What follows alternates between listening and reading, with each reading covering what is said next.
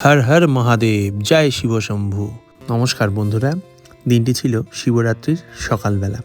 পায়েল আর আমি চলে গিয়েছিলাম বাবা ভোলেনাথের মাথায় একটু দুধ জল ঢালতে। তো সেই কথা অনুযায়ী চলে গিয়েছিলাম আমাদেরই সামনে, আমাদের এখানে একটা জাগ্রত মন্দির আছে, আজমচণ্ডীর মন্দির, সেখানে চলে গেছিলাম শিবের মাথায় জল ঢালতে। তো পায়েলকে দেখতেই পাচ্ছ, পায়েল প্রথমে আকন্দ ফুলের মালা, দুধ জল মাথায় ঢেলে, বেল দিয়ে এই সমস্ত দিয়ে শিবকে মন ভরে পুজো দিচ্ছে। আর মন্দিরে কি ভিড় হয়েছিল, শুধু মানুষ আর মানুষ, সবাই শিবের মাথায় জল ঢালতে এসছে আর তার মনস্কামনা জানাতে এসছে। পায়েলের জল ঢালা কমপ্লিট হয়ে গেলে আমি চলে গেলাম শিবের মাথায় একটু জল ঢালতে, কারণ বাবা ভোলেনাথ হচ্ছে সবার উপরে, তাকে প্রসন্ন করতে পারলেই সব কিছু ভালো থাকবে। তো তারপরে আর কি, মন দিয়ে ভক্তি ভরে বাবা ভোলেনাথকে একটু পুজো করলাম। ভোলেনাথের পাশে তার নন্দী, তার বাহন, তাকেও একটু সেবা করলাম, ভালোবাসলাম। তারপরে প্রণাম করে নিজের মনস্কামনা বলে বাবা ভোলেনাথের পুজো শেষ করলাম। দেখো শিবলিঙ্গটা কত জাগ্রত, কত পুরনো।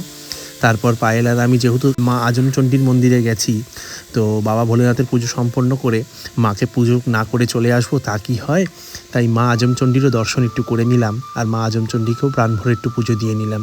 আমাদের মা এখানকার খুবই জাগ্রত, যারা আমাদের ভিডিও দেখো তারা দেখেছো একটি ভিডিও, মায়ের পুজো গত 15ই জানুয়ারিতে মায়ের পুজো, জাগ্রত পুজো উপলক্ষে মেলা বসে, তো সেখানে আমরা পুজো দিতে গিয়েছিলাম। তো যেহেতু আবার গেছি, তো আজকে আবার একটু পুজো দিয়ে নিলাম আর মাকে মন ভরে পুজো দিয়ে নিজের মনস্কামনা বললাম, মা তুমি সকলকে ভালো রেখো, নিজে ভালো থেকো আর সকলকে ভালো রেখো, আর সমাজে সবার সুচিন্তা এবং চেতনার বিকাশ হোক, এটাই তোমার কাছে কামনা করব।